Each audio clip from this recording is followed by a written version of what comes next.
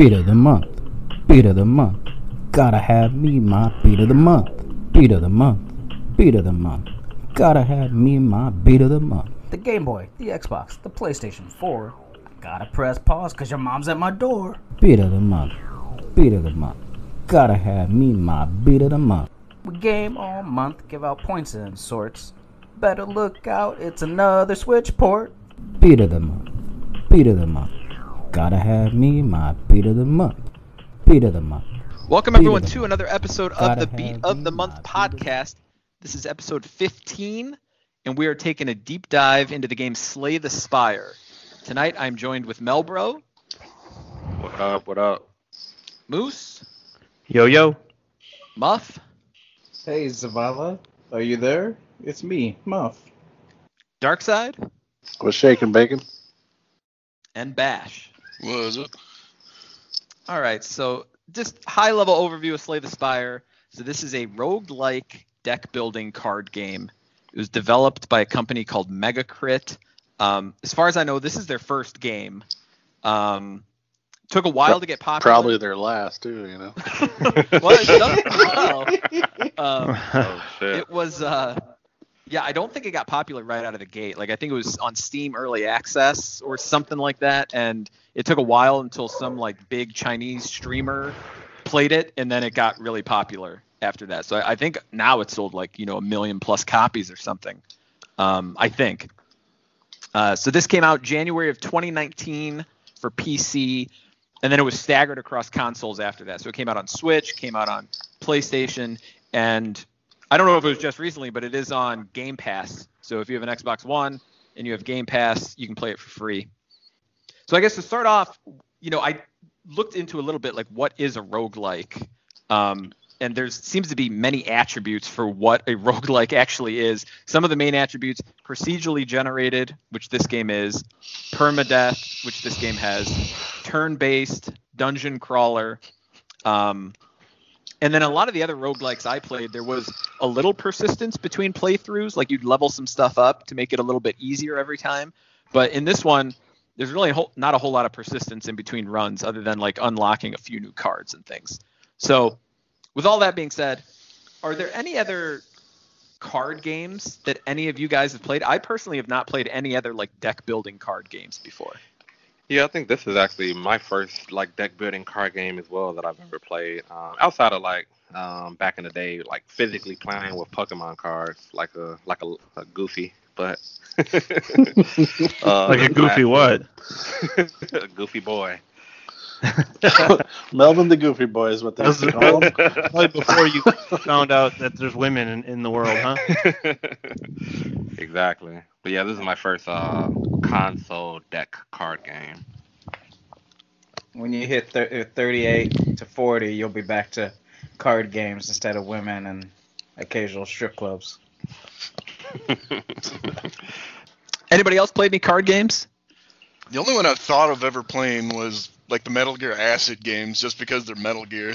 Like, Oh shit, I forgot about those. I did play a little bit of the first Metal Gear Acid. I mean, that launch lineup for the PSP was one of the greatest of all time, so I had to pick up Metal Gear Acid. But I didn't play much.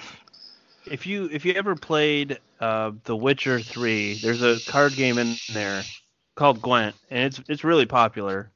It's like a mini game inside The Witcher. It's almost similar to how there was a card game inside Final Fantasy VIII, but it's more common to play it in The Witcher. It seems like everybody plays Gwent. Like everywhere you go, like you can challenge a random NPC. It seems like all the time. So how about any other roguelikes? Anybody else played any roguelike games? I think there was one that came out last year. I can't remember what the name was. Hades, man. Hades. Yeah, I was waiting for Melvin to jump in. The best roguelike out there right now. There's a bunch of them, right? I mean, like Binding of Isaac was like what made it mainstream, it seemed like. I never actually played that one. Hades is a card game? No, it's a roguelike. What's the difference? Explain roguelike then. Permadeath. Like that's like the base game. What's permanent? Yeah, well, When you die, you gotta start the whole game over. Yeah, there's no save points in the game. You like every have to game beat the ever. game. before oh, you run. fuck yeah. Karate Kid. Fuck that fucking game, man. So I guess a roguelike, I mean, Super Mario Brothers 3 doesn't technically have save points, but that wouldn't be considered a roguelike. So I like generally like going back to the attributes that I've like procedurally generated, turn-based, permadeath. Although they're not all turn-based. Like Enter the Gungeon's the biggest roguelike that I've played, so that's not turn-based. So Dead I mean, Cells is a big one too. yeah, it's kind of loose interpretation of what a roguelike even is. When you say turn-based, you mean like an RPG, kind of like JRPG type turn-based? I mean, that's Roguelikes what- are like that? When I was looking online, that's what like a traditional definition of a roguelike is, even though many games are considered roguelikes that are not turn-based. The only turn-based roguelike I can think of is Slay the Spire. I can't even think of any others. So it's based off of a real game called Rogue, right? Isn't that? Yeah. Which I've never played. I don't know if anybody's played that. You know, It it's came out in super like old. 1979 or something. Like, So yes, everybody's played it. Is what it sounds like. I played Magic the Gathering. Is that Rogue? That was before you met women, or what? It's actually the women that got me into it. All right, so card games, roguelikes. So getting back to Slay the Tell him, Spire. Muff, tell him. I'm into some freaky shit, man. I like witches. I like witches. Succubuses. Get me a good succubus. That would, How about I'd be- vampires? Oh, I mean, sometimes they a bit I don't like teeth. That's a little scary. You know what I mean? You love that movie. I'll take a gum job from hell anytime before. What about Wicked Teeth, the Nine Inch Nails album? That's I was- Spiral's department. Spiral Yeah. should have joined. I They love don't Nine go Inch down Nails. those Nine Inch tangents. Nails good, but Okay, so getting back to Slay the Spire. So the general game flow is you get dealt cards, and then the cards, we'll get into what the cards do, but you essentially pick what cards you want to play, and then it takes different amounts of energy. So you get dealt more cards than usually you can use. So there's like attack and defend, but there's a lot of other things. And then after you run out of energy, then your turn is over, and then the enemy gets in a turn. And the enemy does things, similar to you. They can attack, they can heal, they can do a buff, like make themselves stronger, or they can do a debuff against you to make you weaker or poisoned or whatever, or they can add a shield of armor. Really, the big unique thing about this game is that you always see what the enemy's going to do before they do it. So that to me makes Slay the Spire very unique in that if you see the enemy's going to attack you, then you can do things to defend the exact amount that they're going to attack you. Where most other games, you don't really know what the enemy's going to do, so you can't really plan perfectly how to what your best move would be. There's a lot of math in Slay the Spire.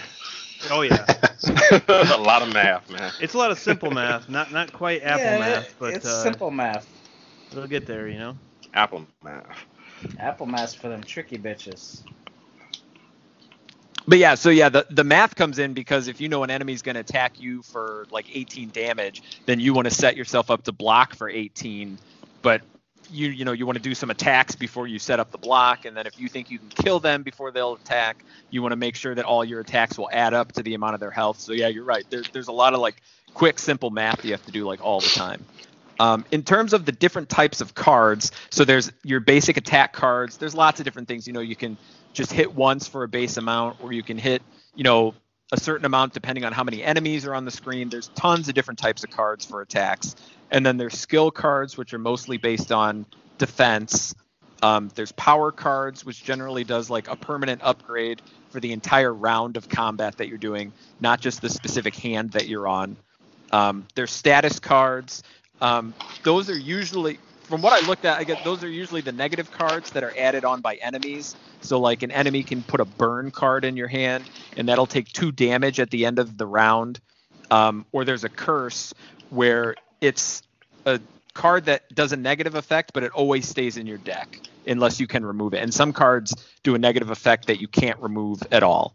So we'll get into a little bit more of like specific cards that you like to use or didn't like to use, but that as a high level is the different types of cards that you get. And then just to add on, there's about 350 cards in the game. So me, Moose, Brian, and Muff, and even Darkside, we've played the shit out of this game a lot. Still, I don't think any of us have seen all the cards in the game because there's different cards per character too. So there's 4 base characters in the game, and there are some cards that are unique to each character. So yeah, it definitely has a lot of replay value for that reason alone. And there's some of those cards, like that's really the only kind of thing that you gain from doing a run, is that there's additional cards that get unlocked too. So yeah, you have to play with each character multiple times to even have the ability to view all those cards. And yeah, on a given run, there's a lot of cards that'll never show up. So the unlocks, it's not just cards, right? It's relics as well? Yeah. So there's a lot of different relics too, and some are unique to the character. So a relic is something that usually gives you like a permanent benefit as you play through the game, and there's different points throughout the game where you can get relics. So like the first character you play as, the first relic you get is where he'll heal himself for 6 HP at the end of each round. And then you can get other relics, like you'll begin the third round with like 10 block and things like that. So then the game's broken out into 3 levels. So that's all there is to the game. You play through 3 levels. There's a bunch of different battles and different spaces that you can land in each level. But once you beat the 3rd level boss, other than like the optional boss at the end, that's really all you have to do is make it through 3 levels. So as you're going through those levels, there's multiple different spaces that you see on the board. So the most common space is just a regular enemy. So they're not that difficult to beat. When you beat them, you just get gold that you can buy stuff from the merchant. And that's another space. You go to the merchant, and that's where you can buy additional cards. You buy additional relics and potions, or you have the ability to remove a card. So if you don't want your deck to get too large, you remove a card. And then there's elite enemies that are stronger than the regular enemies, but when you beat them, you get better stuff. That's where you get the relics that, when you stack all those relics, can really make your run a lot more beneficial at the end. And then there's also resting spots where you get to heal or you can upgrade a card. So if a regular attack card only does like 6 damage, you can upgrade it and then it does 9 damage. Then there's also a lot of question mark spots where you don't know what it's going to do. It could be an enemy. It could be some kind of a risk reward choice. And that's the game hinges, Moose, you were talking about this earlier, hinges on risk reward like the entire time. So you can go to a question mark space and it'll say, you can gain 175 gold, but it's going to put a card in your deck that will be cursed. So whenever you play it, it's going to, hurt you for 2 HP at the end of the hand. Or if you don't want to take the gold, then you'll lose some gold. So you kind of got to weigh like the good and the bad. And then there's also treasure chests, where usually it's something good. It's usually always something good, where you'll get like a relic or, you get some kind of item that's beneficial.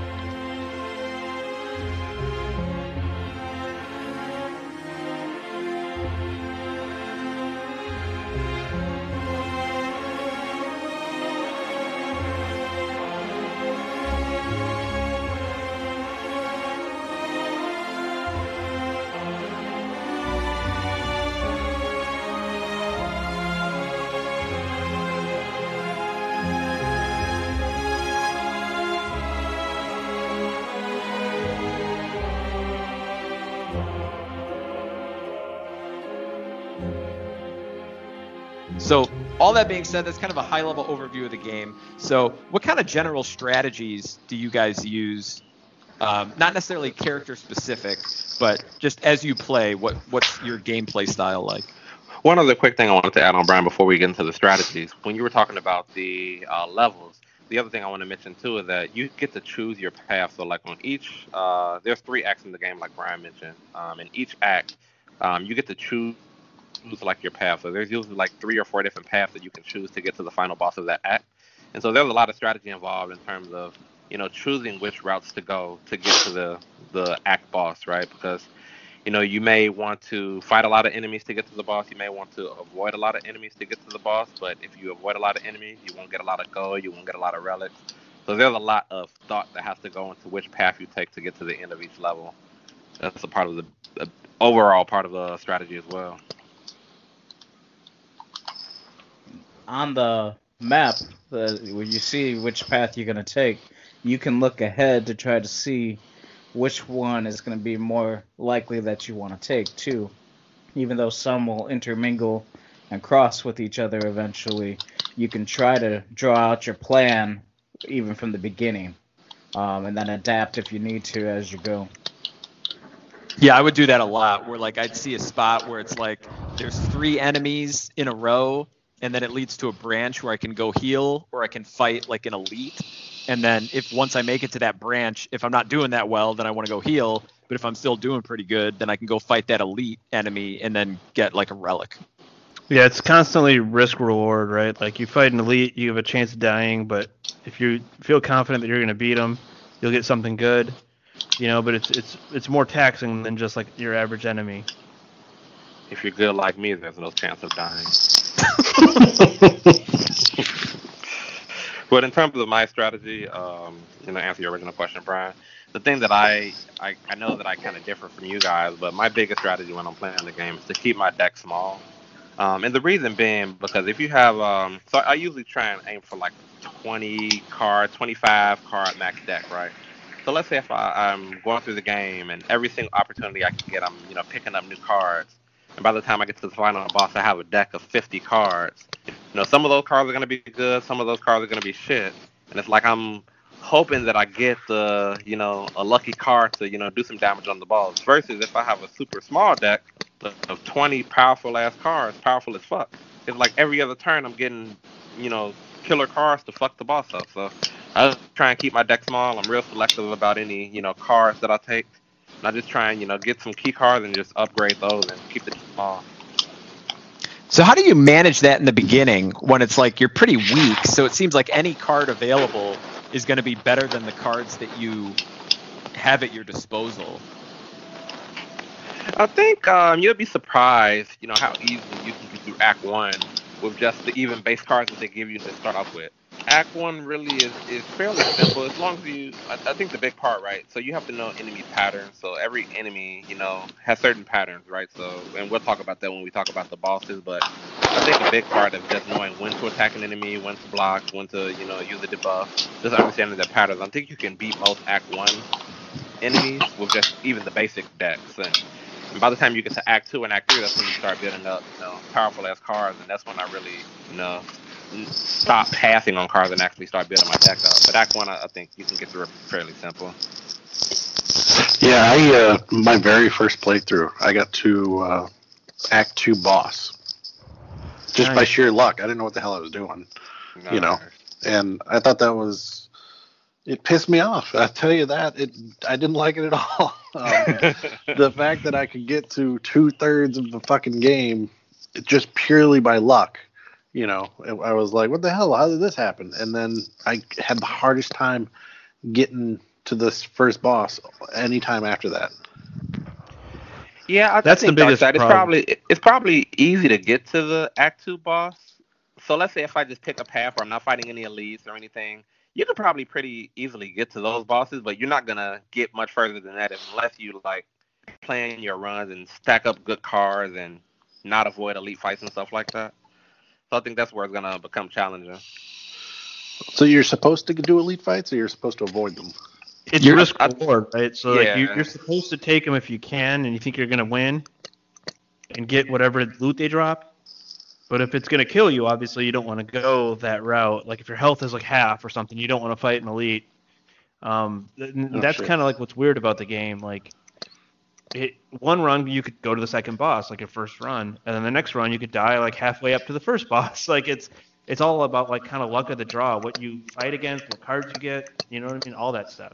Yeah. And then it's trying to set your deck up to minimize that amount of luck, and that kind of goes with like Melvin. I mean, it's not a strategy I apply that well, but that's like what Melvin was saying is that he minimizes his deck so it reduces that amount of luck that you need. Because if you have a couple cards that are really good, but you've got a really big deck, if you don't pull them right away, you could get a lot of damage in those first couple rounds. But it's hard to manage that in the beginning. Yeah, but Yeah, the dark side, my you deck definitely is have to fight those elites unless because the elites give you better rewards to beat later bosses. So it's gonna be really tough to beat some of the later bosses if you don't, stack up on relics and beat elites early in the game. So what kind of general cards did you guys lean towards? In the beginning, I started going more towards like buffs and debuffs a little later on, but in the beginning, I was just pretty basic, just doing attacks and defense. And I would never really use cards that would like have me reshuffle my deck or like pick a card from your discard pile and put it to the top of your hand that's going to be dealt to you next. I didn't mess around with those that much, although I can see how they'd be beneficial. Yeah, for me, anything that like was completely random, I tried not to gravitate towards because you have zero control on something that's random, right? It's too crazy a lot of times for me. So I tried to always get something that I knew would help, which is probably not the best tactic because sometimes you don't really know what's going to help. When it's random, sometimes it works in your favor and might help you beat a boss that you couldn't beat before. So it's kind of hard to say, to be honest. For me, like with my small deck strategy, I usually try and get like cards that kind of multiply my attack, right? So there are some cards where, let's say, like your next turn, all your attacks are going to be double. So me having a small deck, I know that every time I'm going to have a lot of attacks in my hand and some powerful ones. So if I can get a card to say, okay, the next skill you play is double, or the next attack you play is going to be played twice, I definitely navigate towards those cards because I know I'm going to, get off a lot of hits and deal a lot of damage that way. So yeah, all of those, draw more cards and shuffle your deck type cards. Yeah, fuck that. Anything that gives you more energy, though, always seems to be helpful. Like if you keep your turn going, that seems to be really beneficial. Yeah, I agree. Yeah, I like doing that as well. Although on like my most recent runs, I had more energy than I even knew what to do with because I didn't have enough cards I didn't have enough cards that allowed me to draw more cards. Yeah. So I'd end a round, I'd have like 7 energy left, which is a lot for this game. You usually start off with just 3 energy. But if you don't have the cards, so it's all about like managing like what cards are gonna like balance against other cards well, and to like make sure that all the cards kind of stack the different abilities. You know what cards scare me? Like any cards that like usually take like 3 or 4 energy, I always get scared to take them just because it's like, oh man, I don't know if I'm gonna even be able to use this card. But yeah, if you ever get the opportunity where you have a lot of extra energy, yeah, definitely sack up on those powerful energy cards. Yeah. What you laughing at, Muff? He hears Deck a bunch and thinks Dick, probably. Strip Club just Snapchatted. I'm sorry. What was that? Another strategy I would do, I would always try and avoid negative cards. So if there was ever a question mark spot where it's like, oh, do you want to get more gold, but you're going to take a negative card? I would always avoid that because that sucks when you get a hand and then there's like a bunch of negative cards that you can't do anything with. And then you're just like screwed because you have nothing to play. Yeah, I think the only time I would take a negative card if I knew like a merchant would be really close and then I can just remove it from my hand. I think at that point it's probably worth the risk. And there's a thing like if you want to get rid of a card, you have to pay a merchant money to get rid of the card. So you got to kind of plan ahead for that too. Right. Yeah. Yeah. And there's some cards you can't even get rid of them. I forgot what circumstance, but it was a relic. I think it says you pick up this relic and then you get 3 cards, but you also get another card that you can never get rid of. So that was annoying. You can't even pay to get rid of it. It's just stuck in your deck the whole time. Fucking up your run. All right. Did you guys have any other general strategies that you used? I would say also, like, if you ever get the opportunity to get those cards where, like, you can heal yourself, I definitely always navigate towards that because I feel like that's a game changer when you can kind of heal yourself by attacking at the same time. I think it was called, like, Bite was the name of the card, but I love those cards as well. Yeah, the trade-off there, right, is you have to, like, give up a big chunk of your max health. Yeah. Yeah, that's the big trade-off. But I feel like, you're always going to, regen, during the battle because, you're attacking while also healing yourself at the same time.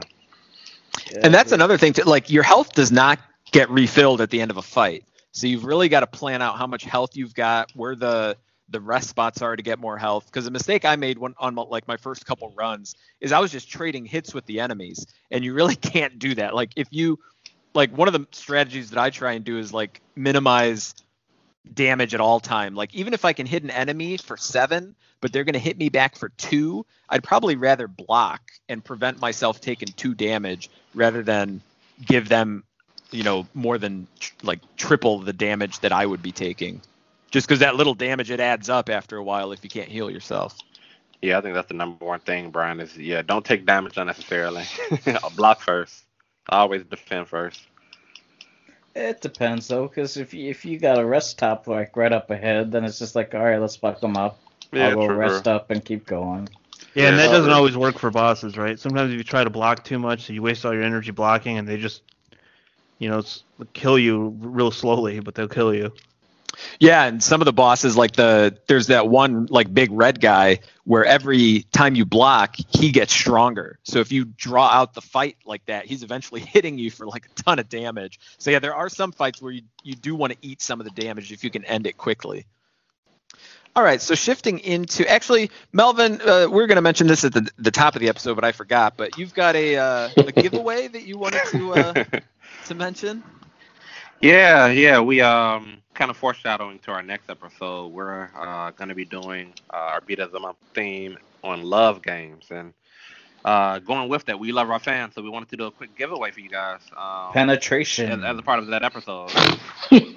What was that, Month?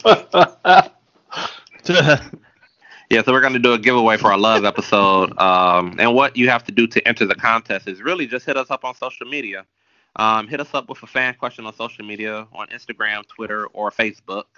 And we'll pick the best. We'll read the questions on air and answer them, and then the best question that we like the most, the winner will receive a 1-month subscription to PS Now, the best deal in gaming according to Darkside. Oh yeah. It is. It's so good that Melvin's giving up his free PS Now. Well, Man, it's hard to go my wrong fault. with over 800 games. Yep. Yeah. Well, you my could go fault. wrong, but maybe you Well, I'm wouldn't on some of I'm those. sure they're not all pearls, but So yeah, just hit us up on social media with a fan question. We'll read it on the next episode, and the question we like the most, we'll get a PS Now subscription for 1 month. All right, cool. Thanks, Melbro.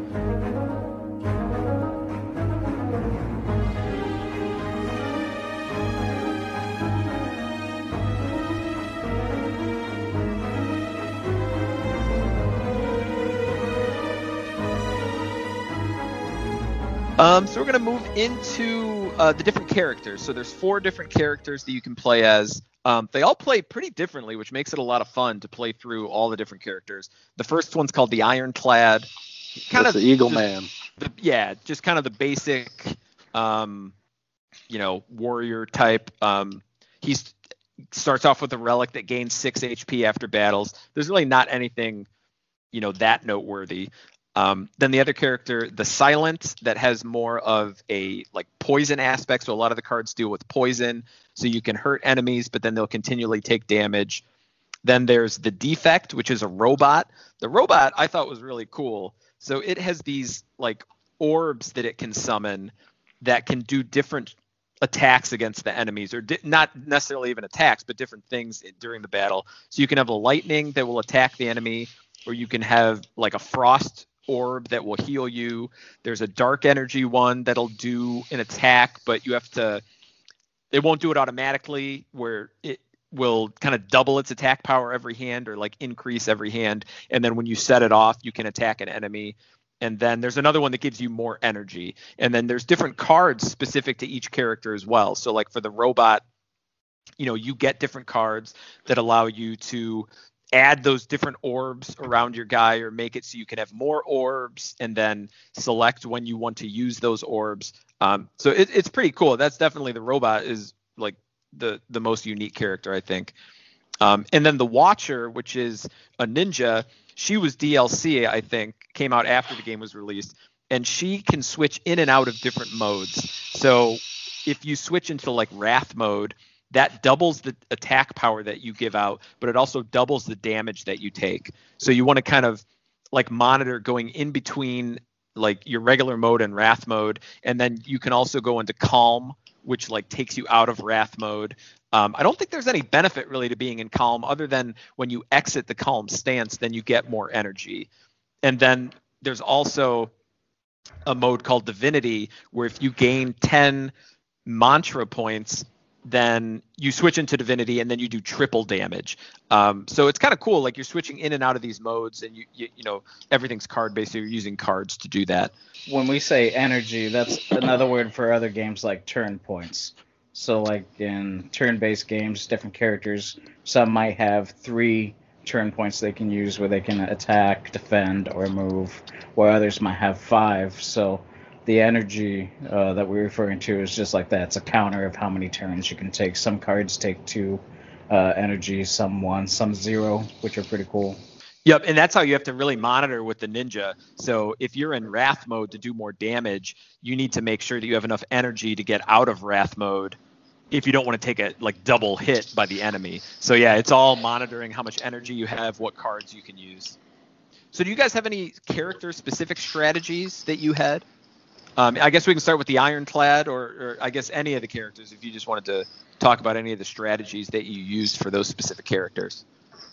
Most of my strategy was based on luck, and because the game didn't really give you any instructions on what things meant or what to do, so I just kept moving forward along the path to see what would happen for hours on end, and then you guys told me some stuff, and I was like, oh shit. Yeah, it's a lot of learn as you go, because when I played solo, like Darkseid, I was just walking through everything, but it was just like, I want to fight. I'd go in, I can do the math, I can fight, yeah, no problem, I get the win. But when we did our group run through, you guys were talking all kinds of shit that I had no idea what you were talking about, what meant what, and it was just like, why aren't we fighting? And then you guys had all these other little perks and strategies and things that when I played solo, I never had to. Yeah, all these millennial bullshit, you know. Save your energy. It might be the thing about jumping into a game with like a bunch of people that already have it like semi-mastered and stuff. They're trying to throw you like end game strategies and shit that you don't need to know at the beginning, maybe. That's very true, because a lot of it's like meaningless at the beginning, on that first run, really. Melvin just wants you guys to run before you can walk, you know. Melvin has high hopes for all you guys. High hopes. Definitely. So Melvin, I know what, like the silent run that deals with poison, you utilize that poison a lot, right? Oh yeah, I think he's my favorite character, man, because the poison, so the thing that I like about poison is enemies can't block it, right? So poison, so let's say if you're fighting an enemy and he has 20 block, you can still hit him with poison. It's like an unblockable attack. So and the poison keeps stacking. So let's say if this turn I hit him with 5 poison, and then so it deals 5 damage. But then the next turn I hit him with another 5 damage. I mean, not another 5 poison. Now it's 10 damage, and that's gonna keep hitting him 10 damage every single turn at the end of his turn. So you can stack it to the point where you're like dealing out 60 points in damage each time just through poison. So yeah, that dude gets real powerful, man, if you just stack a lot of poison cards in your hand. He's now, a beast. do they like expire after a certain amount of turns? Calm down. Or does it? No, it doesn't stay expire. The whole fight? So Keep stacking. So if you put a poison, let's say on turn 1, and it was a 10-turn fight, that poison would affect all 10 turns? Yeah. Oh, okay. Yeah, keep stacking.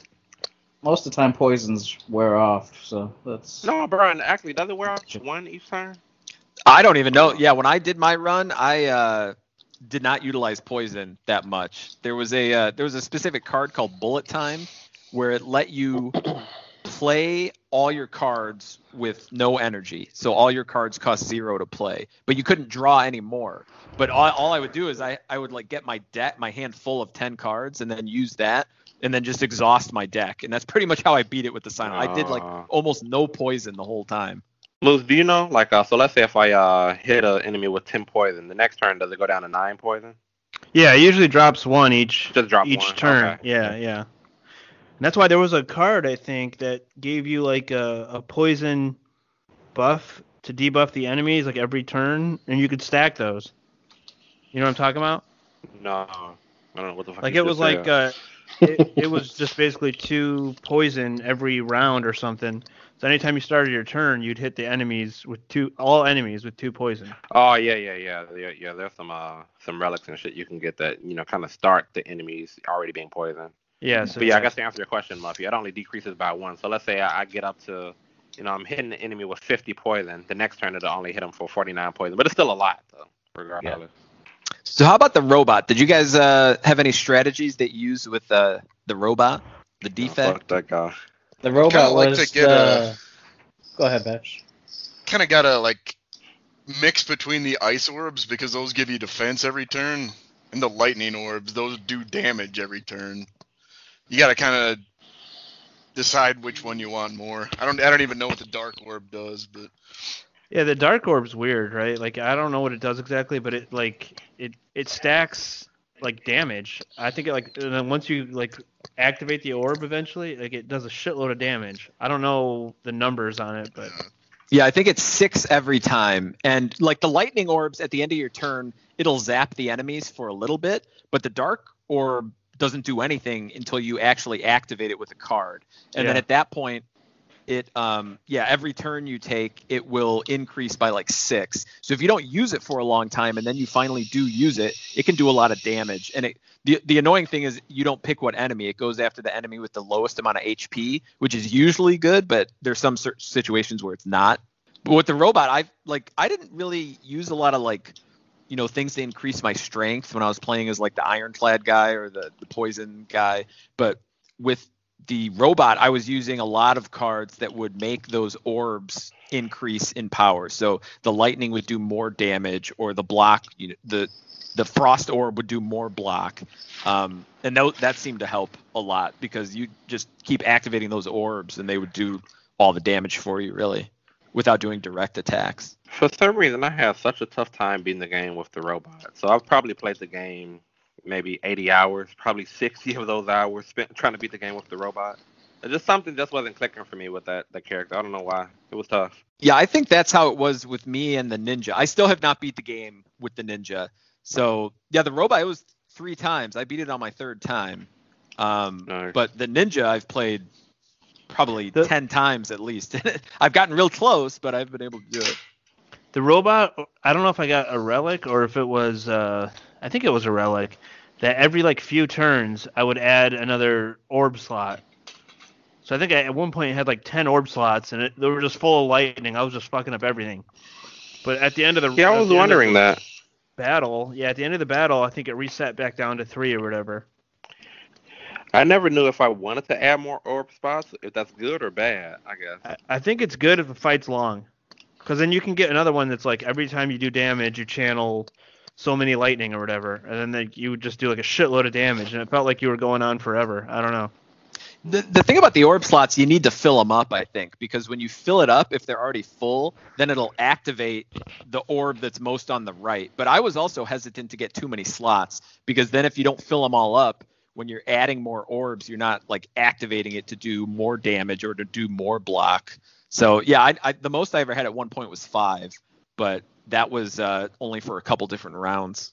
How about the ninja? Did you guys have any strategies that you use specific to the ninja? For me, man, it was mantra. You get as many of those mantra cards, and you fucking tear up everything.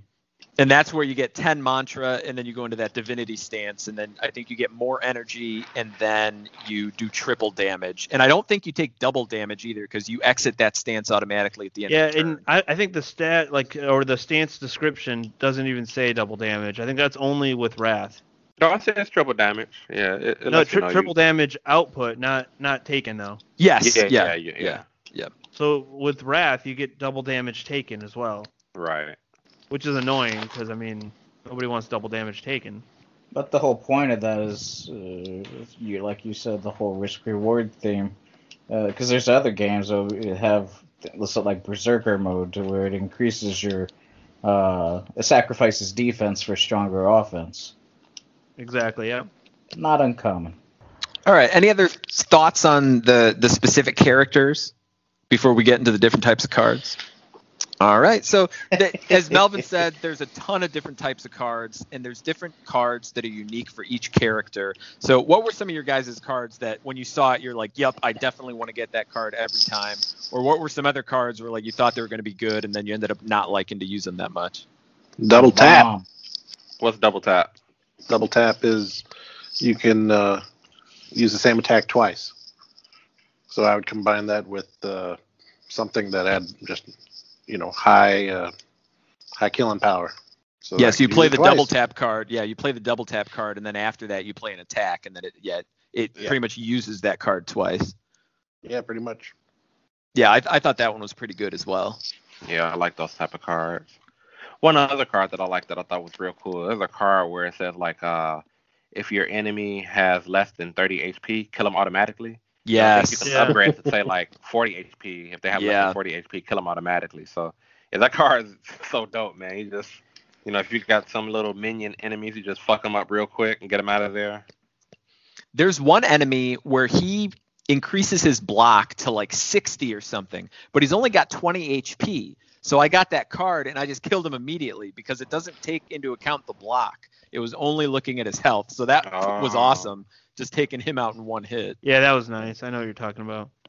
The cards I like especially early on, the ones that say like, if your enemy has vulnerable and you use this card after an attack or something like that. Like there's like a combination of like events where if you use it, you get another energy and you get to draw a card. So it's like if you have a bunch of those, you can pretty much do that like forever. Yeah, that's key. Like if you get a lot of energy, because one of the cards I liked a lot gave me a ton of energy, where it give you 1 additional energy each turn. So if you do 10 turns, you could have like 12 energy at the end of the turn. But if you don't have the cards to use, then it's not that much use. So yeah, it's key getting those like ability to draw more cards as well when you're getting that energy. Muff, I think you were going to mention the bomb card. You want to talk about that? It's a bomb. It blows up. Goes boom. So that one, you play it, and then I believe it does. You have to wait like 3 turns before it'll go off. But then when it does 40 damage to every enemy. I like that one as well. That seemed to help out when there was big groups. And that's another thing too. Some of the cards, it'll say, do damage based on how many enemies are on the screen, which is good if there's a fight. The most I've really seen is like 4 enemies at once, maybe 5 in like one fight, but it's very rare. But if you're going up against a boss where there's only 1 enemy, some of those cards that do damage to all the enemies aren't as useful. But in a big group, especially if the boss has like minions, they can be really helpful. Wasn't our bomb doing 50 damage? If you upgrade can upgrade it, yeah. You should upgrade your cards. That bomb card was cool. Really only helpful if you get it early on in the fight. But even still, you play that thing and then you play that strategy. You can do a little more defense because what's coming up in the next couple turns. You can able to take them out. Yeah, that's a good point too. Is that some cards are only useful if they're early. So if you're almost done with the fight and you get that bomb card, you may not last another 3 turns. Yeah, but if you get it at the beginning, it's nice. In Melvin's defense with the small deck, you got a small deck, you have a higher chance of getting those cards early. Yeah. Yeah. Yep. When I was playing with the poison, the silent person, there's some cards that add like 7 poison to the enemy. So my deck would be to the point where I would barely have any attacks. It was just all poison, just fucking people up with poison. Just because it stacks so easily, and I feel like poison was actually more beneficial than actually attack cards with that character. So I would just load up a these poison cards. On that character, I got a relic at one point that would transfer the poison from the character you killed onto the next character. Oh shit, I never seen that. Nice. Yeah, it was weird. It was like a little, like a jar with like a little dead like animal inside it. Other types of cards that I liked were ones that would permanently get upgraded when you used them. So there was a card I had where it was a pretty low block value, but every time you used it, it would permanently gain block. And not just for that like battle. It was like for the entire time you had it. So like later on in the game, it was doing like 25 block every time I used it, and then like still getting bigger. That was pretty awesome. Like cards that did that. Yeah, sounds pretty dope. And any card that costs 0, man, those are big. That you don't use any energy. Mm-hmm. All right, so then getting into relics. So we mentioned before, relics are the things that you get by beating elite bosses. You can also get them sometimes from treasure chests, or when you beat the final boss of that level, you usually get a good relic. And they give you usually really good abilities, like, on your second turn, you're going to get 15 block, or you're going to heal HP at the end of every round, and things like that. So what are some of the relics that you guys liked, or what are some of the ones that you thought you'd like but you didn't? The relic thing was kind of hard for me to, because when I was playing solo, I didn't understand any of that. I didn't know. I didn't buy nobody. I didn't go no dang merchant. I just fought all the time. Then when I was playing with y'all talk about them relics, and then I didn't spend no coins either. And then when we were in the group, you spending coins on shit. And I didn't know if that was just temporary, because if you get temporary buff in games, I don't normally go with that. But if these things last permanent on your whole run, then you got all these damn relics just stacking on top of each other, filling up your board. It's actually pretty nice bonuses, because you keep that. Because if you can heal from your relic at the end of your turn, that keeps you from having to go and rest at the dang old camp spots, and you just keep upgrading your cards instead. And that's a huge benefit, because when you get a card that do, say, 5 damage, but all of a sudden it's doing 9 damage, or 40 to 50, or whatever, all that makes a difference later on. And the less slowdown you gotta do and stop and heal, the better a game is. Agreed. One relic that I like the idea of, but I didn't really get a chance to utilize it that much, because I always got my ass killed, was Black Star. And what that is that when you fight an elite, it'll drop an additional relic. And I was like, oh, cool, I can get like twice as many relics, but I never really got to the point where I was fighting enough elites to get any relics. Yeah, I have seen the option for that, and I would get it at the end of the second level. And I don't like to fight that many elites in the third level, because they usually whip my ass. So I've never taken it, because it's like, well, I'm going to fight maybe one elite in the last level. So I didn't think it would be that beneficial. So I've never taken that one. Yeah, it'd be nice if I can get it near the beginning of the game. Yeah. My favorite relic is this relic where you no longer have to discard your hand at the end of your turn. So it's like you just keep those cards in your hand. And I think when we did the playthrough together, we had that one. And that's really like my favorite one, because it's like you always... You get to the point where you have so many different cards to choose from, and you can kind of customize, what you want to play. You really aren't dependent on luck at all, because you're going to have, 15 fucking cards in your hand. Well, you can only get 10, right? Doesn't it max at 10 cards in your hand at once? Yeah, you might be right. So I'm exaggerating. But yeah, 10 cards in your hand. Because I was always paranoid that I was going to get a bunch of the cards where it's like you can't play it, and then I was going to be screwed, where it was going to, like, minimize the number of cards I could play, because it wouldn't like exhaust them at the end of my hand. The reason that I like it, because there'll be times where, like, okay, let's say if you got 3 energy, then you draw like, a bunch of cards that cost, 2 energy apiece, and you have all these powerful ass cards in your hand, you can't use them, and now they get discarded, you never got a chance to use them. But other than discarding them, now you can save them in your hand to use them the next turn. It's like you always have them there. It's like they never go to waste in a way. And then the relic that I hate the most, and I've actually never taken it, but I could never see myself taking this. There's a relic that I think you gain something, but then you lose the ability to see your enemy's intent. Like, oh yeah, how would you do that? That'd be terrible. Yeah, that would be terrible. Like how is it even possible to beat the game if you don't know what your enemy's about to do? I don't know who that relic. And I don't think it's that great. It's not like it's like a deal, like a game changer for the benefit it gives you. I forget what it gave you, but yeah, it seems like there's no way it could offset that big of a deficit by not seeing what your enemy's going to do. It didn't seem like it was a pro at all on what it was given. Well, it says, so I'm looking at it now. It says gain 1 energy at the start of each turn. So let's say, if the battle goes on, 20 turns, by the end of it, you have like 20 energy in your hand. So I guess that can be a big deal, but it's like, it's tough if you don't know what your enemy's going to do. Yeah, I don't think I'd take that unless I just really wanted to experiment and just like was okay with wasting the run. The one that I took that I didn't know how beneficial it was going to be, but it worked out really well. That's when I beat it with the robot, was the one that causes confusion. So every time you pick up a card, it assigns a random energy value to it. So once I picked that up, I just started picking up the highest energy cards that I could, because if you have a 3 energy card, the odds are that it's going to be less energy when you go to play it. And sometimes it could be 0 energy. So there's some cards where it's like lower energy, where it's going to end up costing you more, but they're probably not cards that you'd really want to be playing anyway. So that seemed really helpful. I haven't taken it every chance, but it did work the one time I did. We had that one, didn't we? Yeah, I think we did. Confused Yeah, because I think so. I was seeing the numbers changing as far as how much energy it was going to take, and I was like, I don't remember it being that much last time, or as little. There was one relic I got where it was kind of annoying. It cost me 15 like max HP, or maybe it was just 15 HP, maybe not 15 max HP, but it gave you the chance to get an extra card at the end of each hand.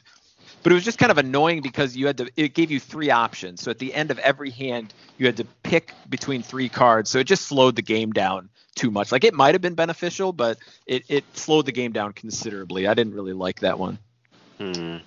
If you're in it for the long haul, like you're a big defensive player, then perhaps, because you're going to be taking a while anyways. But as far as keeping the game interesting and good flow, I would not want that one. I don't think you can. If you play defensive the whole time, I don't think you can beat the 4th boss, to be quite honest.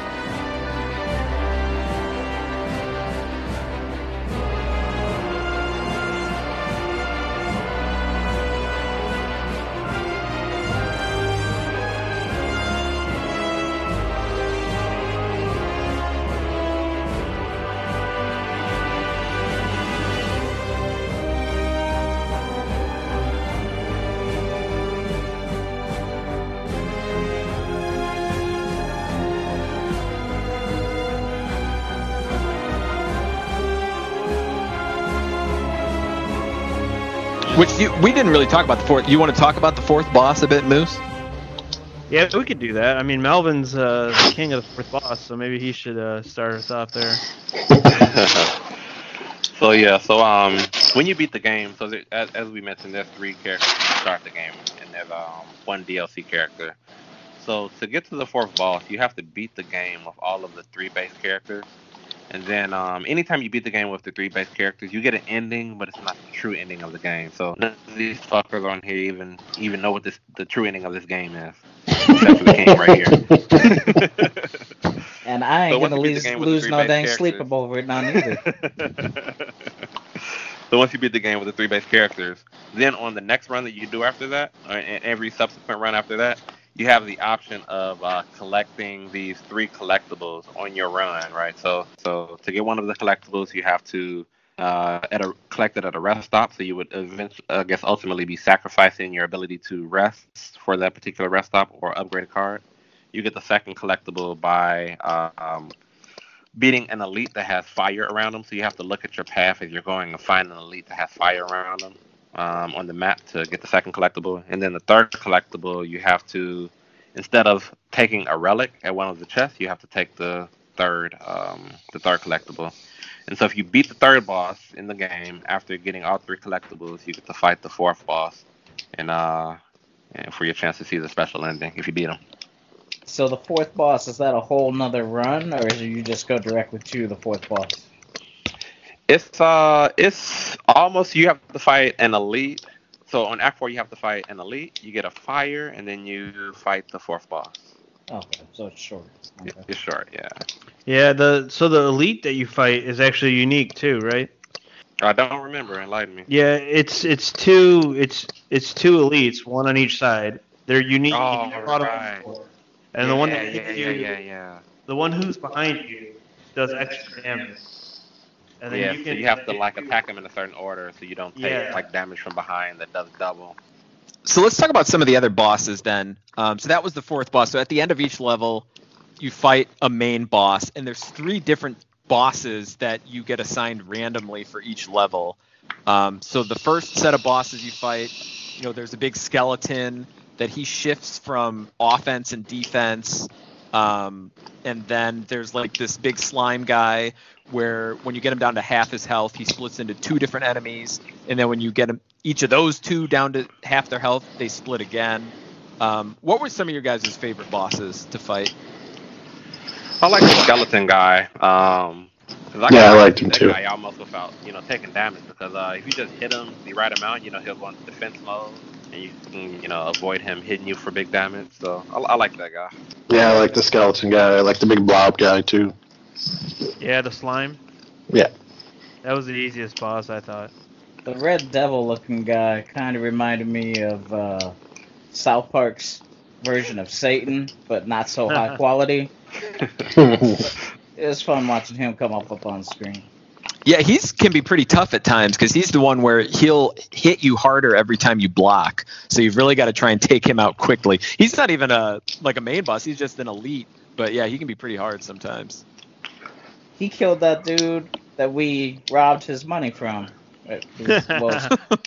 So then some of the other bosses, like one of the bosses, this is a third boss. It's this wizard that he ends your turn automatically after every 12 cards that you play. So I've played him a bunch of times, and I've had a couple runs where I screwed up, and I didn't realize he was about to end my turn. So like with the ninja, I was in wrath mode, and then he ends my turn, and then he hit me for more HP than I even would have had my health been maxed out. So that's like all the bosses have kind of a little twist to them that you've got to work around. But the time guy was definitely the one that was the most. You had to manage like another complete like game element. Yeah, that one always catches me off guard too, because I always forget to look at that. It's like, fuck, why did my turn just end? It fucked me up. So does this show you like a counter whenever you're facing him? It does, oh, yeah. Okay. But it's small. Well, that's so not so bad. It's not, but it's very easy to, unless you're like really remembering, it's easy to overlook it and then just eat a ton of damage if you're not prepared for it. And it can be hard too, where if like you're just starting your turn, but you can only play 2 cards, you don't really have an ability to do a lot, even if you have a lot of energy. So you've really got to. Sometimes I was using cards like that I didn't even really want to be using, but just so I could have him force my turn to end. So then the next turn, I would have like the full 12 to work with again.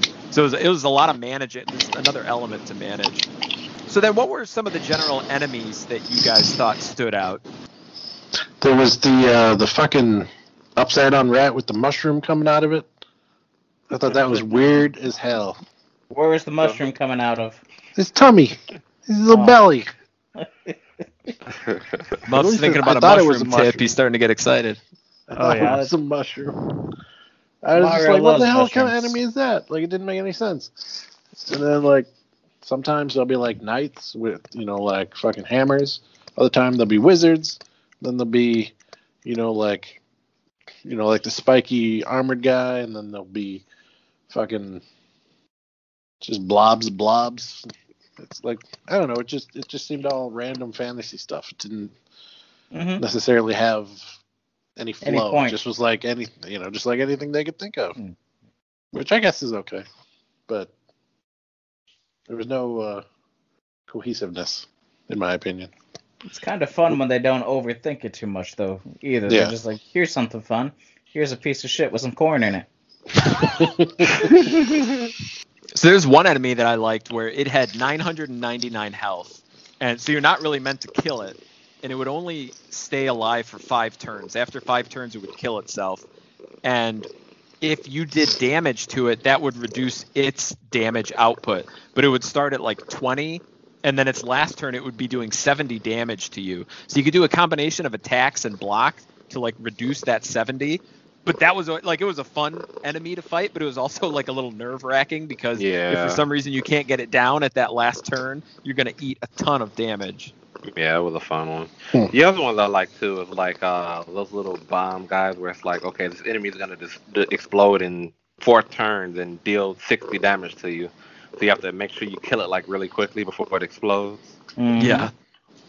And then there's these other enemies that are pretty cool where it'll be like 3 of them, like little slime guys. And it says, okay, you can kill this enemy, but if I forget. It'll be like he'll respawn in like 2 turns if the other enemies aren't dead, or some shit like that, right? You know the guys I'm talking about? The Yeah, little black yeah. slime guys. Yeah. Those Oh are yeah, pretty there's cool 3 too. of them. Yeah, you've got to Yeah. kill them all at the same time. Yeah, so that it's really beneficial to have like you don't normally you like what I do is I want to kill one enemy just to get them out of there, but those you really got to attack them all independently, so then you can kind of kill them all at the same time. Otherwise, they'll regen. Are we gonna talk about the last boss, man? Like I think there's like an Act 3 boss, right? That you fuck him up real good, and he like respawns or regenerates Wait. something like half of his health. Is Is that that the? the Act 3? Are you talking boss? about the like the cat-like thing? Yeah, or the little cat. Yeah, little cat guy. With the was sword in his belly? That Does was he the have a first sword? boss. That's I a mushroom.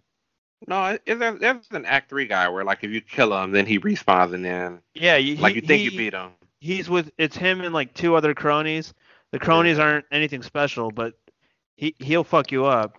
That's the only I never beat that one. That's the only one I never beat, so I'm not familiar with it. Yeah, once you beat him, you think you beat him, but then he regenerates like half of his health. It's like, oh shit. Yeah, he comes back and he's like, "Fuck you, it's not over." So like your first run through with him, if you just all dumb like, oh, I'm gonna just fuck him up now, then all of a sudden he's back and it's like, oh shit. Right. Yeah, that's cool. That's cool So until he fucks you up. This whole game is all built around turn-based RPG elements. All of it. It's all in previous games that already had played throughout the time, and it's a decent game. When we finish our group run, I'll probably play it once in a while when I'm downstairs, not playing Rainbow Moon. But yeah, it's I like the game. I'm not crazy about it, but it's a very casual pick up and play, and come back to it some other time. Not an addictive game, but you'll have fun with it. See, I found it pretty RPG, addictive. Turn-based elements, and Darkside won't give me my fucking points for RPG mob. I found it pretty addictive. I mean, for pick up and play, that's true. You can just pick it up and play like one battle and then put it down. But I found myself where I'd go into it thinking that, but then I'd still just like play the entire like run. Like I'd play it for like 2 hours. Yeah, I think this game has a really, really high replay value. Like, it's just one of those games that no matter how many times you play it, it's always going to be fun. It's because every run is so different, depending on what cards you get, what relics you get, what routes you take, what bosses you fight.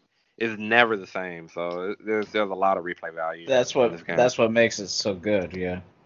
What did you? So I'm curious. What did you guys think like when you first played the game? Like, did it take a while to hook you? Or did it take a while to click? I have a story for the first time I played the game. So when I first loaded up the game, I should say when I first attempted to load up the game on the Xbox One, it sat there for about 2 minutes thinking about maybe I'll play the game, maybe I won't play the game. And I was like, shit, do I need to reset this? And then I was like, nope. 2 minutes went by and it loaded up. And I was like, shit, 2 minute load time? Like, is that just me or is that Xbox? I had that issue too. You did too? So it's not just me. No. Okay. And should have played it on Switch, man. No problems on the Switch. No, the Switch is more powerful than the Xbox.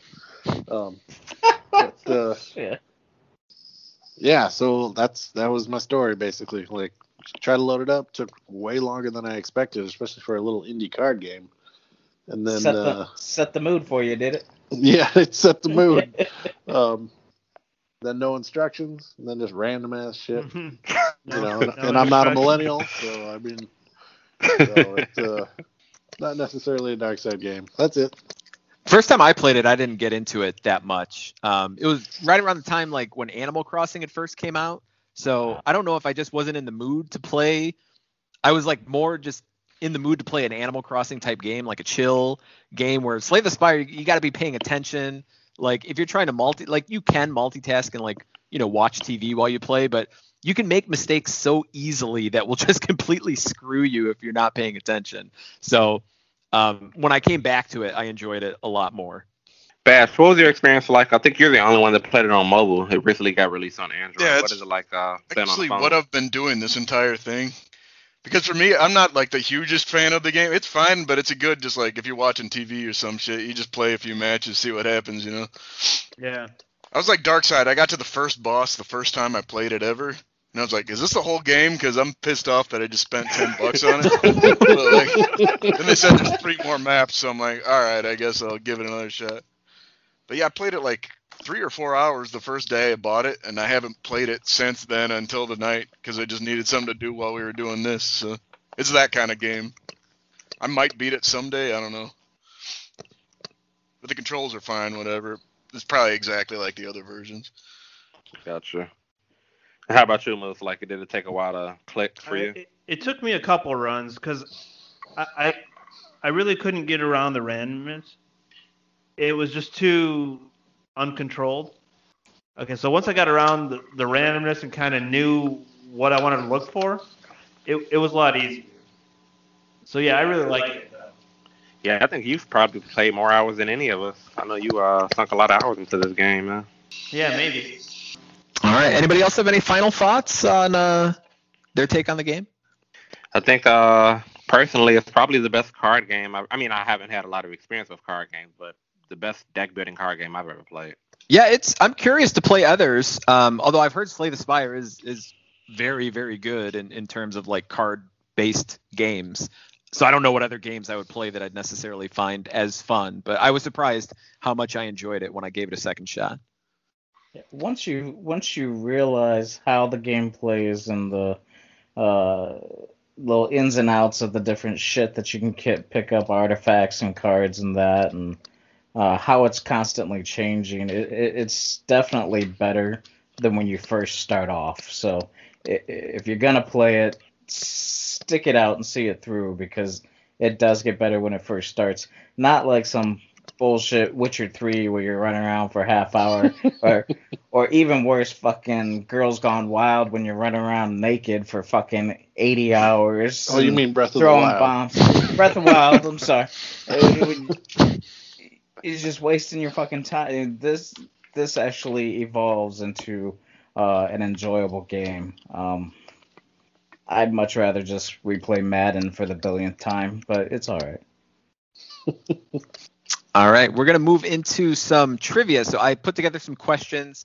This is trivia based on card games. So video games that have, similar to Slay the Spire, have card game type gameplay.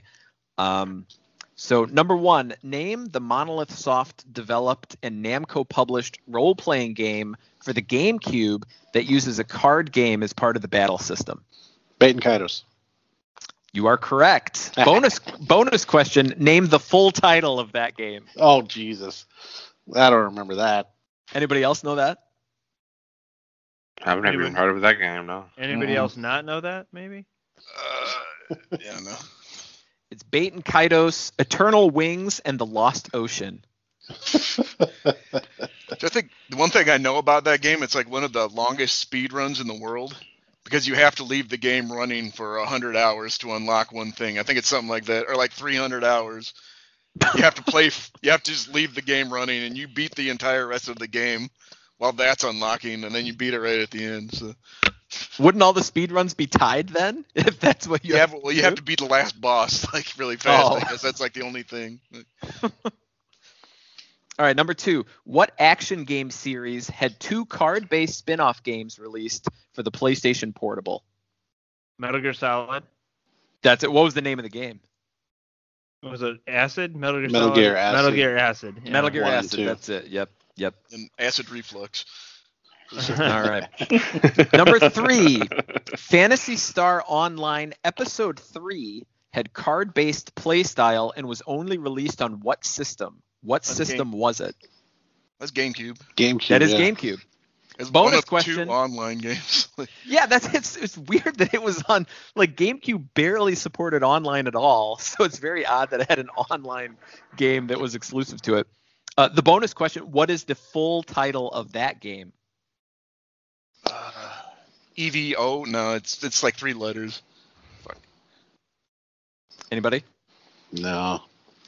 Phantasy Star Online Episode 3 Card Revolution, and CARD is like all, an acronym that stands for Compressed Alternate Reality Data. Good job, Sega. Wow. All right, number 4. Which of these is not a real card-based game? So 3 of these are real, 1 of them is fake. Sesame Street Card Carousel, Hello Kitty's Magic Apron, Tekken Card Challenge, South Park Phone Destroyer. Hello Kitty. I'm gonna go with Tekken. I'll go with Hello Kitty. For some reason, I don't think Tekken made a card battle game. Yeah, no, Brian wouldn't make up Hello Kitty. It's probably Tekken. That's something Brian would make up. The one that is not real is Sesame Street Card Carousel. Oh shit! Tekken Card Challenge was real. I don't know what that was. Tekken Card Challenge, it was only released in Japan. I think it was for like the Wonder Swan or some like really obscure handheld system. But that was Tekken Card Challenge was a game. All right, number 5. What is the name of the popular card game spin-off in the Warcraft franchise? Virgin Wars. Wait, hold on 1 second. I should know this. Yeah, I don't know. Off the top of my head, I don't know. I want to say like Heroes of New Earth or something, but it's not that. I wrote down Hearthstone. I think it's Hearthstone. Yeah, it's Hearthstone. Hearthstone. Yeah, there you go. Sounds like it's more like Noobstone if you ask us. Can you spell it? Hearth, Hearth, and then Stone, Stone. So Hearthstone? But it's pronounced Hearth. I've heard people rave about that game, so that's a game that I've had on my list to try. Since I did like Slay the Spire, I actually want to try that. What about Monster Train? Monster Train looks good too. I want to try that one day eventually. Dark Side Spyro and I have been on a Monster Train before. Mm-hmm. And then the last question, what is the name of the card Original game 3, spin-off baby. in the Witcher franchise? Gwent. You got it. All right, that's going to do it for trivia. So we actually did a playthrough of Slay the Spire. We didn't make it all the way through, so we're going to play some clips at the end of this episode of our playthrough of Slay the Spire. Right now, we don't know if we're going to win. We made it through the first 2 levels. We're going to play the 3rd one at some point. So will we win? I don't know. We're all putting our brains together. Hopefully we will. It's a pretty strong deck. It's a hard game, though, man. And it's a hard deck. Heyo. Heyo. Yay. Muff, you want to tell people where they can find us on social media? Beatofthemonth.com will lead you to all of the platforms that you can listen to us. You can find us at Twitter, Facebook, and Instagram. Good pods. Links everywhere. Beatofthemonth.com. Make sure to enter the giveaway in a few weeks. We're doing as I mentioned, the Love episode recording, and we're giving away a month subscription to PS Now. So send us questions, fan questions. Send them our way. Get up Best deal in inside. gaming. All right, that's going to do it for us tonight for Beat of the Month. We're going to be back in 2 weeks. We're going to be talking about love games that have a focus on love. So we hope to see you then. This has been Beat of the Month, talking about Slay the Spire, and we'll catch you next time. Hasta lasagna, don't get any on ya. Beat of the month. Beat of the month.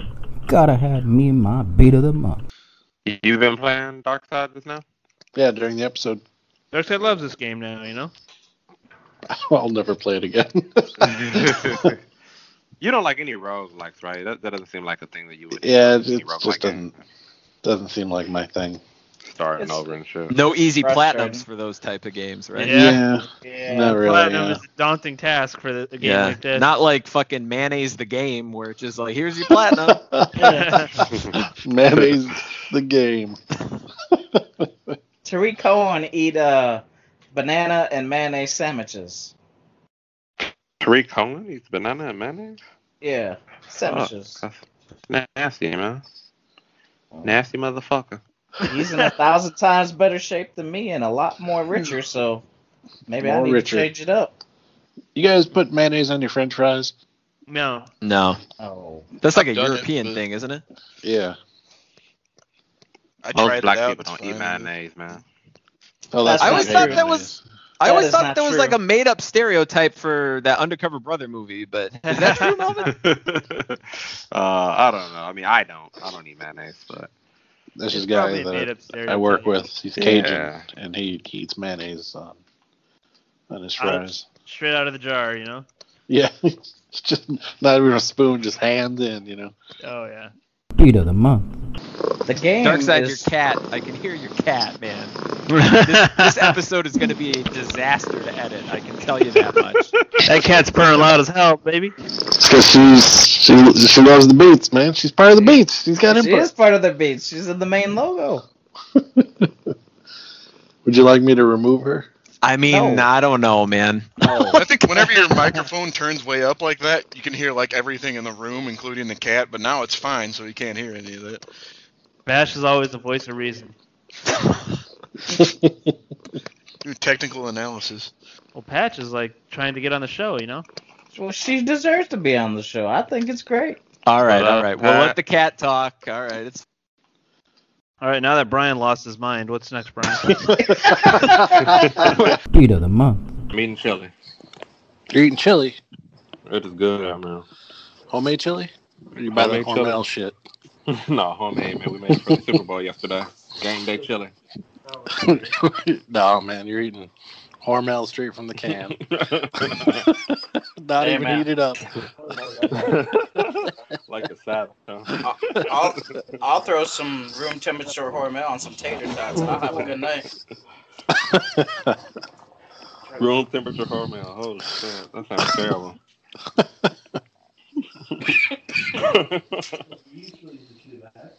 I do, yeah. I like them. Yeah.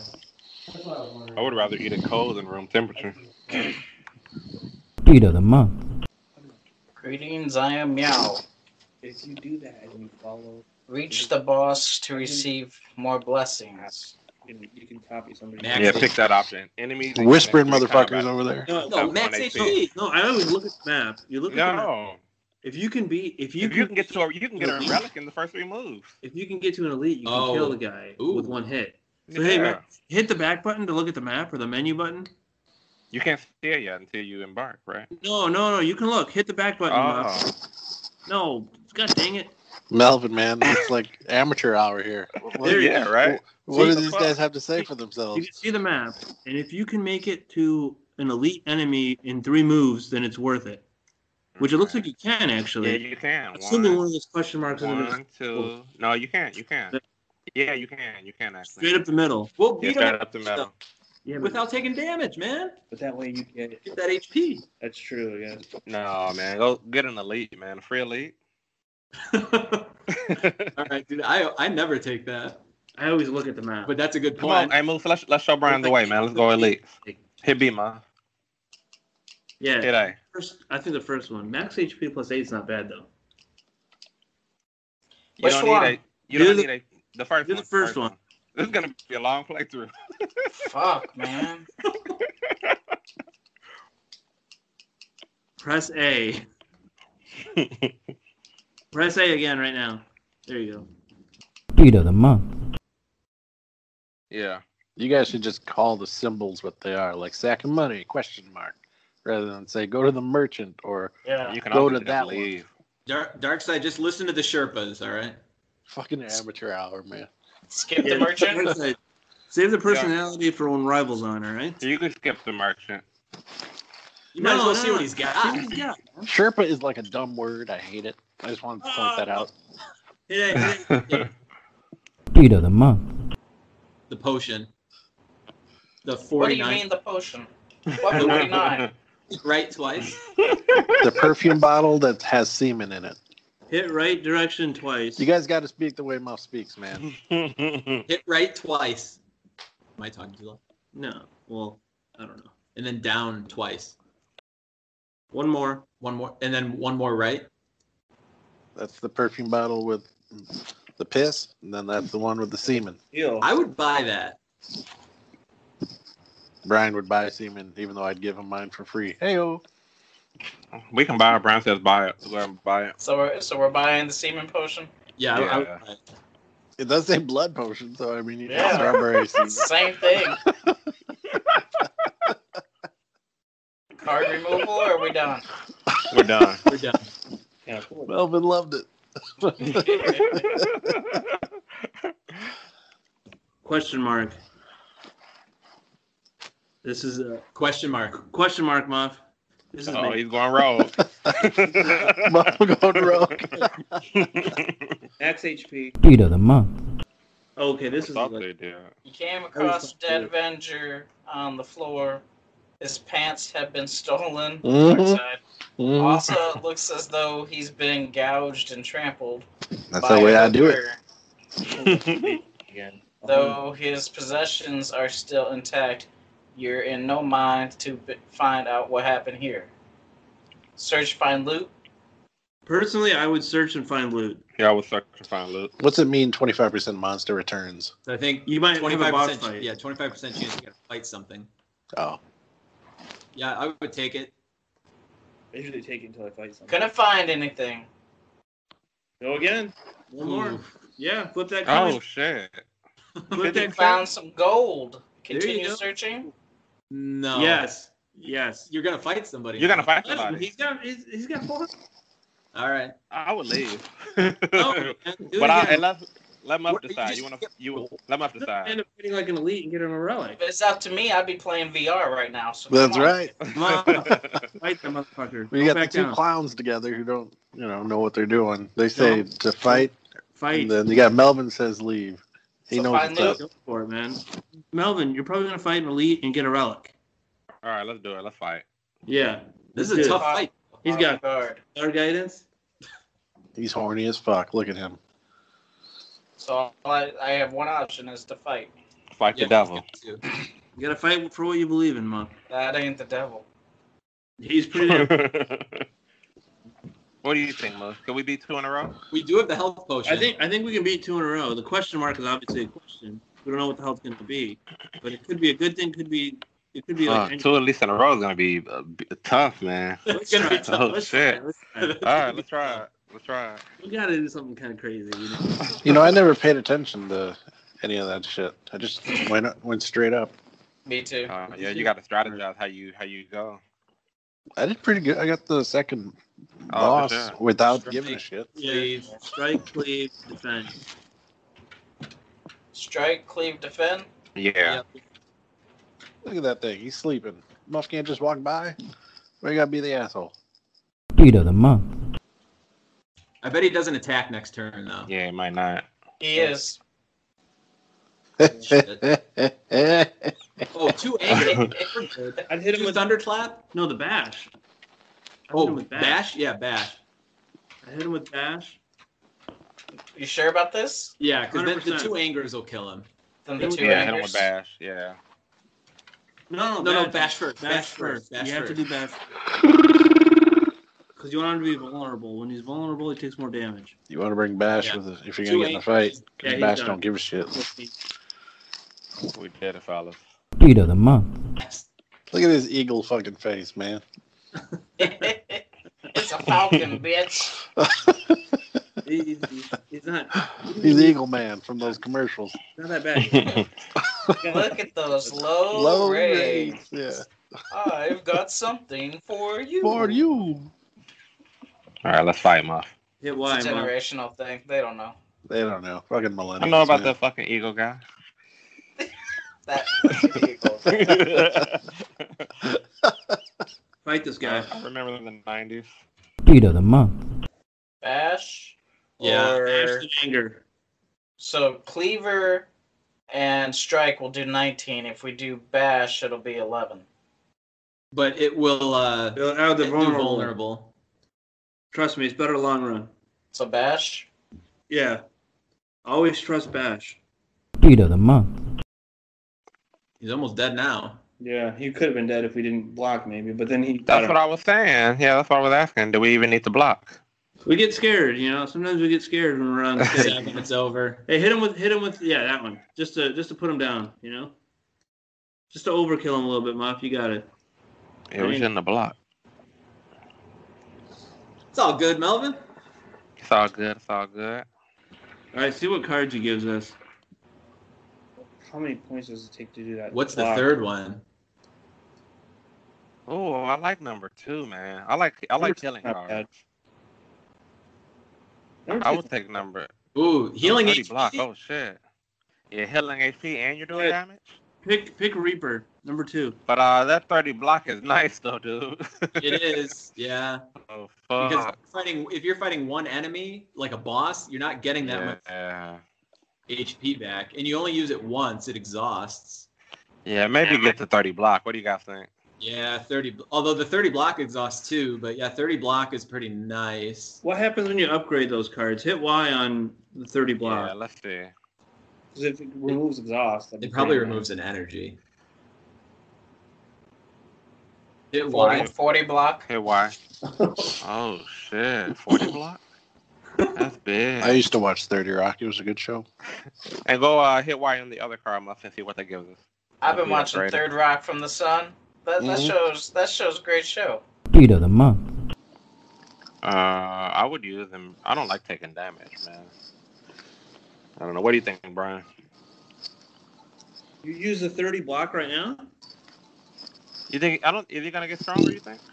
I don't know. You heal for 6. I What would do you do mean all I the heal? damage and eat the block. Eat the 10, huh? All right. I'd eat the 10. All right. Let's just eat the 10.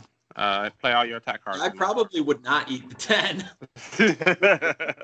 I wouldn't. We don't have to.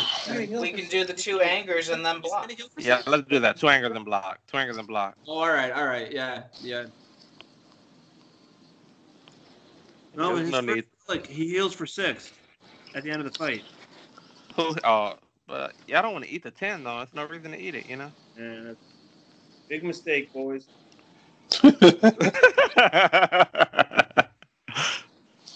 Beat of the month.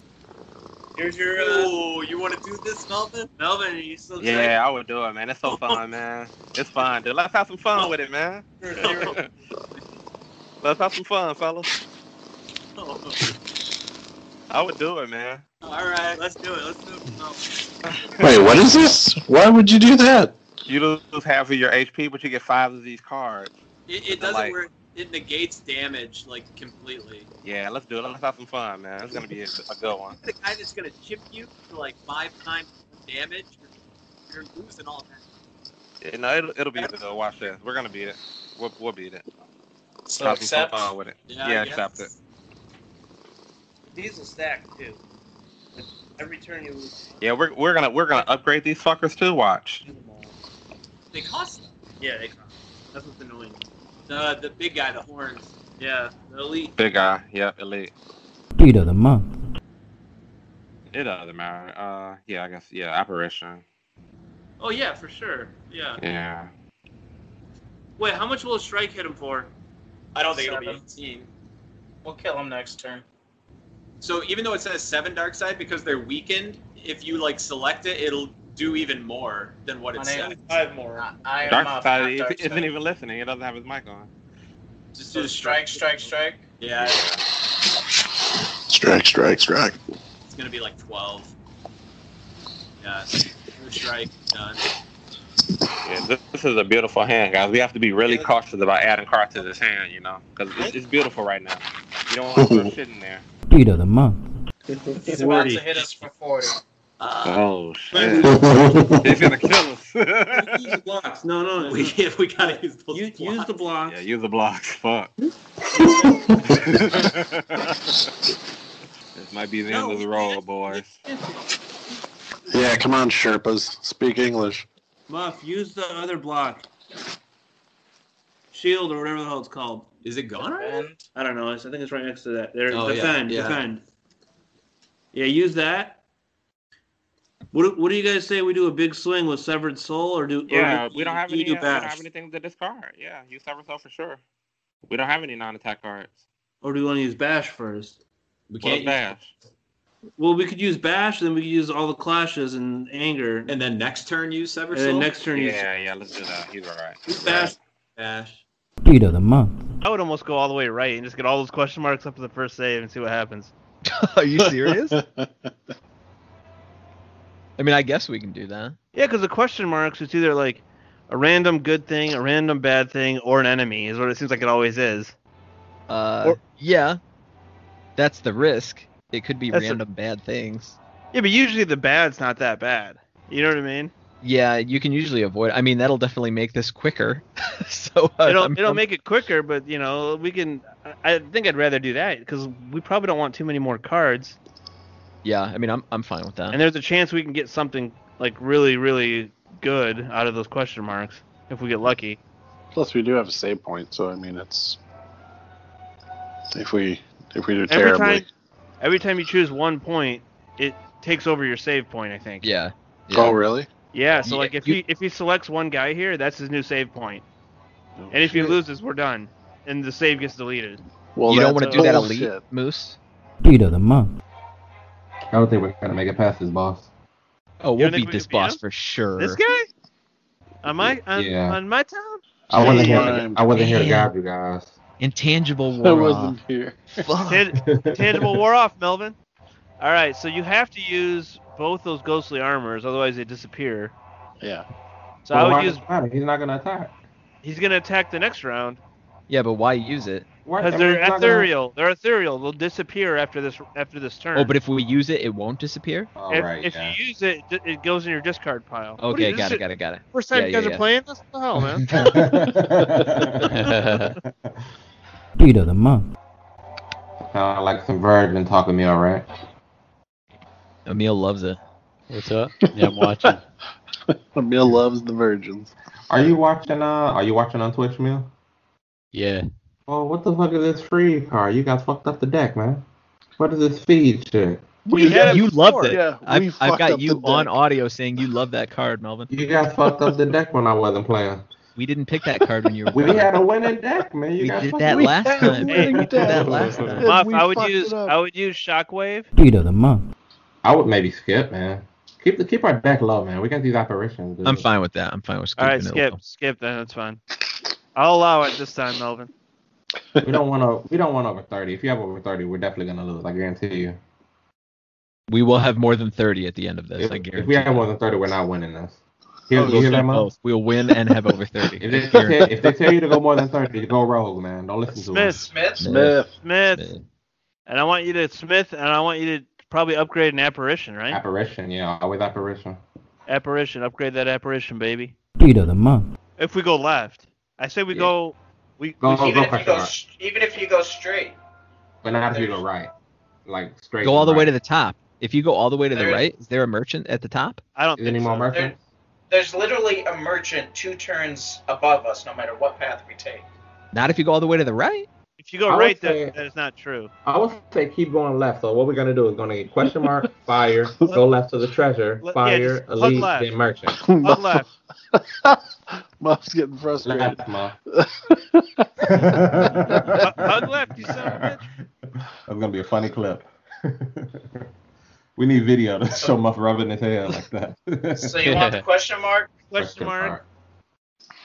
Hey Muff, I'm here now, man. Don't listen to them, man. Listen to me. Beat of the month. So And then- apparition. You can use whatever you want and then end turn, because we're gonna kill him.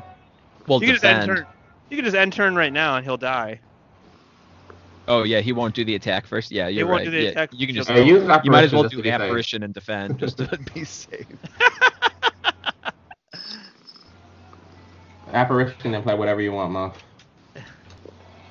We're the best. It was worth it. Whatever this Bird is. face turn. Bird face This is turn. actually good. Yeah, this is What good. is that? Do we have a lot of power cards though? That's Probably why I not. usually don't like I don't this think we that have- much. I don't think we have any actually. How do you look at our That's deck and see? How do you look at our deck? Grab it though anyway, Muff. Oh my gosh. We didn't lose that much health though. Because we heal for 6 whenever we kill a fucker. Oh, that's right. I like clothesline. Melvin, you like it? We can have it, man. Anything you like, Melvin. Yeah, you only got 2 cards before we'll lose the game though. So Yeah, I would skip. It's not. We don't need it. Beat of the month. what are our potions? Do we have any potion? Probably We not have- worth it, right? Not worth it at this point. That's 'Cause a we're lot. gonna- So we're we're gonna gonna- man. We're gonna heal for that 6. 6. Yeah, and you hit Y now, and you're gonna kill him, and it's over. We might as well just anger the fuck out of him, though. Yeah, just anger hit him the with all fuck. the Hit him angers. with everything you can. Actually, just start smashing A like. Just like end, man. So we can Just go. hit him with the angers. Hit him with all the angers. Hit him with all the Right. angers, so Melvin can see that we're gonna heal anyway. Beat of the month. You guys want to do seeing red, double tap? Yeah, Whoa, seeing- wait. seeing red- That's See, not no. that much Double tap. damage to do It's not- double tap on. That's not that much It'll damage. come back though. It'll come back. Come back 29 5 hands cards from now. 29 cards later. Yeah. Melvin, you let this deck get blown up, dude. Beat of the month. Do we want to take that middle card again? I mean, 0 Mouse slam. cost. Yeah, we might as well. We block a shitload. We have a shitload of block. Let's take that card. All right, one more card after this, and we're not gonna do it. This will put us at 30. This would put us at the. You said at 30 we'd lose, right? Yeah. Oh my God. More than 30 will lose. There's like 3 more fights left. No, there's not. There's this and the boss because we're gonna do question mark. Question mark could be a fight though, so Darkseid could be right. It won't be. You guys take like a 30 minutes per fight. All right, what's the second Take card? 30 minutes per dump. So who's Plus timing? the armor. Okay, I'd hit him with. That's my average as invulnerable, well. And then both ghostly armors. Sorry, I meant hit him Grunting with the whole bash, time. bash plus, and 30 then both minutes ghostly per armors, dump. and then I end the turn. Yeah. Oh yeah. Bash and both off the armor. Yeah, both ghostly armors, so you don't lose them, and then end the turn. Buff takes like 3 seconds per dump, but just kind of all falls out and spreads like the ocean. Just like pouring a cup of water. A lot of truth behind that. All right, what's the... Okay, hit right once. Beat of the month. You want to use... I mean, if we're gonna use double tap, I would say defend, then double tap. Why are we using Then defend? body It's just a slam. waste of energy, right? I guess you're right, but body slam's only good as your block. We have no block, so what are we gonna hit him with We can hit him with if we do anger. double tap? Anger. Oh yeah, all right, yeah, do that. Double tap, anger. Double tap, anger. Double tap, anger. Should we use a block just to get rid of it in our hand? Yeah.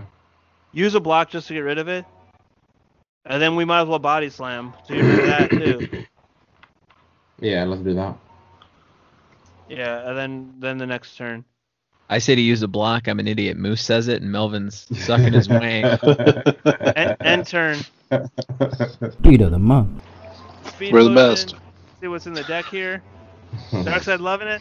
Good job, Darkseid. Dude, the cleave, man. We get the cleave back. Oh The yeah, cleave. take that cleave plus. Take that. Let's go. Let's get the We 31 only have cards, one more man. minute. Why do we need it though? We don't have it anymore. Because we sold lost it. We We need sold- it. We sold it. Why? We Get that lost it cleave, at the baby. beginning. Get that cleave, baby. Wake up, Melvin. Come Get on, man. that clean. I told you guys if we go to 31 cards, we're not gonna beat the game. But all right. All right, Go ahead. give it a question mark. Question mark? Yeah. Yeah. It's not like we're gonna be fighting more than one enemy anywhere. Oh yeah, Melvin's right. No, Melvin's this right. is the guy that's got cronies, right? This guy's got cronies. He does not have cronies. This is the time clock guy, isn't it? No, I don't think so, right? I don't know. Interact. We'll see what this fucker says. Yeah, interact with this fucker. Maybe we'll get rid of that cleave. Interact. Beat of the month. 32 cards. Oh my god. A You got a lot of cards? Melvin's fucking pissed. Yeah, we need like 23 cards. If we had 23 cards with 5 apparitions, I guarantee we would have fucked this guy Likes up. the number of cards like he likes the age of his ladies. This is the clock fucker, is it not? Who's this No, guy? this is not the clock. I think No, it's the that's guy the- with the sword in his belly. Yeah, Is think it? so. The one Darkseid I like. Yeah. Oh, yeah. Darkseid likes this guy because he jerks off to the sword. So this is the guy. When you kill him, he heals a lot. He heals, yeah, he heals. All right, I think we gotta go big, man. Beat of the month. Well, let's see what he's gonna do first. What are you He's gonna saving the fuck health us up. potion for?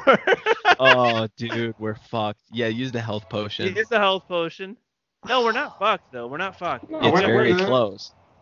Well, No. look, well, we have no. Oh, yeah, do we ghostly even need armor, those? the No, armor. no. We can Wait, double wait. our block. Yeah. Oh, Ghostly do armor. we want to use ghostly armor first. Ghostly armor. Ghostly armor. Yeah, ghostly armor. Ghostly armor, then entrench. Yes. Ghostly armor first, for That'll- sure. That'll put us at 26, so we'll take Yeah, he won't 4. kill us. He won't kill us. I will save the health potion until he's about to kill us. But ghostly armor first, for Well, what's sure. it matter though? We're not going to gain health any other way. You know what I mean, Melvin? I think we yeah. use our potion right now, right? We might as Wow. well. We might as well Okay, use. it doesn't Because matter. we're not going to gain health. Yeah, we're not gaining health any other way in the middle of the fight. So you I think use it's just useful to know what we're up against, kind of. use the potion, use thunderclap, and use anger, and then end the turn. How much does the potion heal? 20% of your max HP. 8. Not a lot. Yeah, so use Thunderclap, thunderclap, anger, end turn. Yeah. This is the moment of truth, guys. Are we out of apparitions? We're out of apparitions. Yeah, we're not gonna beat him. Our deck was too big. Melvin, I told him that before, Melvin. They didn't listen to me. I mean, if we used all our apparitions, though, it wasn't a matter of them not getting dealt to us. We drew things out too long, maybe. all right. So you want ghostly armor for sure, Yeah. and then you Which want isn't bad. He's not hitting us hard Thunderclap. at this time. you And want what about thunderclap? Bash though? Yeah, what about Bash? Oh, bash first. Yeah, bash. And then all those angers. all the angers, bash and all the Yes. angers. I didn't realize we had bash. Man, if Bash were here, he'd know what to do. Hey, wait till he heals and you get screwed. Yeah. Oh, man, this is going to be fucking close. End that turn, motherfucker. Are we gonna beat him Oh up? shit. What the fuck? Oh no, not that card. That card sucks. Oh, my God. Oh. How much? We're going to be able to block for 10? That's not enough. Oh, He's no, gonna we're kill us. good. He's gonna kill us. I mean, we've Yeah, got to we're- block and then entrench. No, fucking. Actually, we can. Like, it doesn't matter. Yeah, I was we gonna say. lost. Fucking I was gonna lost. say defend severed soul, or it doesn't matter. It's over, dude. The numbers don't work in our favor, man. Go out in glory, man. Fuck. Do I something, mean- Ma. Shot So here's down. the thing: in the thunderclap, blaze of severed soul, and glory. anger, and see if we kill him, even though we won't. But that's our best bet. We're fucked otherwise, right? Yeah. Actually, we can't thunderclap and severed soul because we only have 2 thing. Might as well defend with the 0. So here's the thing: that void card took away 1 energy, which didn't. That wasn't what killed us, but we're fucked. No. It doesn't matter. It doesn't. We weren't gonna kill him for 107. Thunderclap, anger. Good round, boy. Would we have hit him for 76? Probably not, right? Oh hell no. It would have been close. We would have got him down to Fuck. 20 something probably. He's gonna kill us here, fucker. Damn. All that for that, Darkseid. Mm-hmm. Hey, you unlocked something. Melvin's pissed. What a huge fucking waste of time. He Look said at over that. 30. He said over 30 cards we'd fucking lose, and we fucking lost. Yeah, but the thing is, odds of us losing on the last boss are pretty high anyway. Yes. Yes, it is. What do you think about this, Muff? Muff is pissed. See? Oh, shit. He's taking the headset off. He's like, fuck you guys, I'm going to bed. Fuck. Fuck, man. We had him too, guys. You know what I mean? Peace I out, never guys. beat that Good guy night. still. Good Peace night, out. Darkseid. Good night. Who's Darkseid. recording? Is Muff recording? Muff's recording and he's pissed. You want to stop recording, Muff, before you VR yourself to death? Whew. Well, Gotta have me my beat of the month.